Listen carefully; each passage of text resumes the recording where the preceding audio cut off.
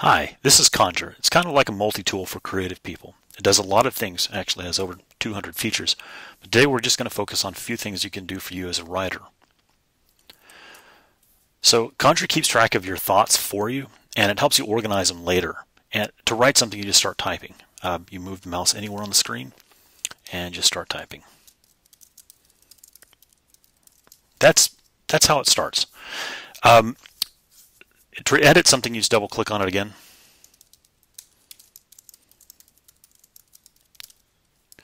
That's not right. Clicking. Oh, no, I can't spell. All right, there we go. So that's how you edit. It's pretty simple. And if you want to write something somewhere else, you just move the mouse, click there, and start writing. Okay. To delete something, you select it, and you hit the delete key. Pretty simple stuff. Conjure lets you put people on the desktop. This is kind of neat. If you're using Mountain Lion, they're imported straight from Facebook. And here's how you could use that. Let's say you want to make a murder mystery. It might be easier for you to visualize all the characters in the story as people you already know. So we're going to take some people here. We're going to say this guy, he's going to be our detective. And he's detective. Let's see. And he's also might be the murderer. Oh no, I spelled that wrong. If you notice, it underlines it with little red dots. If you double click that, and sometimes it will give you a hint if you right click on it. Well, it's not going to give it to me this time. So he might be the murderer. Let's pick someone else. Let's say we need a guitar player or a musician of some sort. That's what. So we'll take this guy. I don't know if he actually plays the guitar, but we're going to say he plays the guitar. Plays the guitar. Saw the murderer. Doesn't remember who it was. And we also need some sea captain character. Let's take this guy. He has a fish. Old wise sea captain. And he saw the murder, but doesn't remember. Let's see. Fix it for me because he was drunk. No. Fishing. Yes, he was fishing. Okay, so there you go. We have 3 characters. We've written up some stuff about them. You can also link them together. For example, if you wanted to say this happened, visualize this as happening differently. One way you obviously could do it, you just move things around like that. Okay. Another thing you could do is if you wanted to establish some kind of chain of events, you can use Conjure's linking tool, which is it's over here. This thing here, and you just go click, and it links these together. And this way you can move him over here, It kind of meets a nice little visual tree. And that's using one of Conjure's other tools for your writing purpose there. So another thing you might have noticed is that up here in the corner, it's got this little badge here that says, in this case, it says whatever. Well, in this case, it says that because I set it to say that. And if you do Command I, it brings up the information window, and you can type in whatever you want there. Something else. The idea is to create a series of these virtual desktops or virtual pages that contain all of your thoughts, and you can just jump back and forth between them as however you want to. Another thing you can do to switch back and forth between them is to open up the overview, which is Command 0, and it's also in the menu, and it lets you zoom in and out of all of these things and kind of move around them very quickly. So you don't have to remember where anything is or where you put it or what you said. You can use the Find feature, or you can use the overview to visually look for things, and it will search everywhere that you've created a Conjure document. Now here's an interesting thing in brainstorming. A lot of people use Conjure for brainstorming, and here's how you could do that. You could say you start typing some words: sea, ocean, murder, fish, halibut. Let's not use halibut. Let's say perch, beer, wine. All right. So here are some different words, and you just double click them, or triple click in this case, and drag them out, and this lets you very quickly establish kind of just a big list of words that are easy to arrange in a hierarchy. And we don't need the rest of this. So, and again, we'll use the linking tool, which you can get a shortcut to by using Command Option Drag using the arrow key. So we create, this thing here. We say, well, okay, we're going to start off with the docks. That'll be the beginning of our story, and then we'll move to the ocean, and they'll see well, this doesn't make any sense at all. We'll get rid of that. Fish, yes, we'll talk about fish a lot, and then we're going to move on to our murder. Let's see, maybe it was not actually a link between the ocean and the murder. It was the ocean and someone was drinking and there was a murder. If you want to visually brainstorm, you can very easily do that with Conjure. Oh, again, you can very easily copy and paste things from one page to another.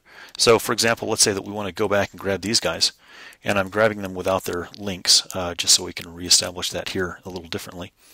But let's say I want to put here. Now, here's another neat thing. Conjure has these clusters. If you click and drag on anything, or click and hold down on multiple objects, it will shrink them into a cluster. And then from there, you can expand it like this, and very easily pull it back to what it's supposed to be. Let's say this guy, we're going to put him up here. He starts off the docks. Let's see, we get rid of the, let's see, we'll put the ocean here. Get rid of this. Fish guitar player, we're going to put him here in the middle. Okay, so very quickly we can establish this hierarchy of events and a hierarchy of things and links between them. And so it's a combination of a visual brainstorming tool and something that actually has real items on the desktop. For example, here's my my power-up document that explains exactly how I'm going to write my story. As you can see, I have not actually really started on any of them. And then also there's here's my story itself. I've kept the link to the story right here on this Conjure document. So it's very easy for me to go, oh my God, kittens, I love kittens. Look at all the kittens. Well, it's going to take forever to load all these kittens. We'll go back to that in a minute. So yeah, but oh, you know what? I get distracted pretty easily.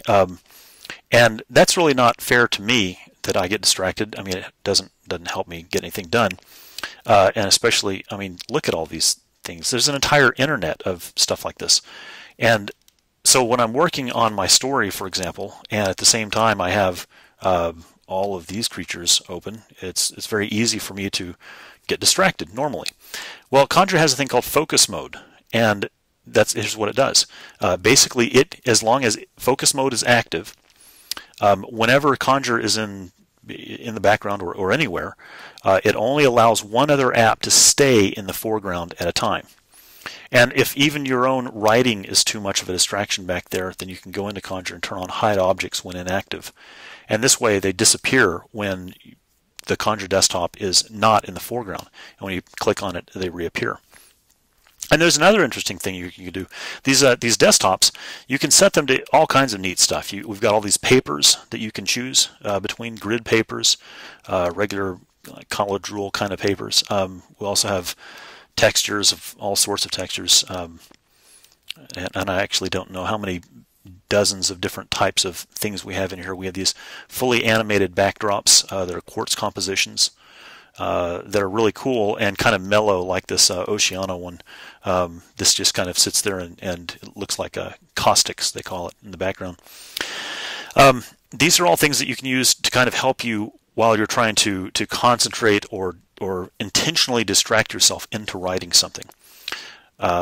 So that's all that Conjure, that's a really, really short version of what Conjure does. Again, there are over 200 features. There's a whole help system.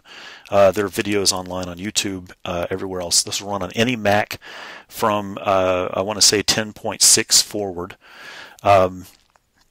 Conjure costs $25. That gives you free updates for the rest of the entire 4.x series, which will probably last for about a year. And then on top of that, I mean, beside that, if you don't want to spend $25, if you think that's just outrageous, you can actually buy it for $5 for just this one version. And that gives you any bug fixes that are coming out immediately, and it gives you the current version that's out there. And then if you like it, you can get a discount for the full version later. But one other thing, that is that you can actually get it from the Conjure Bunny website, conjurebunny.com, completely free. And you can use 3 desktops indefinitely for the rest of your life, completely free. You don't have to buy it at all.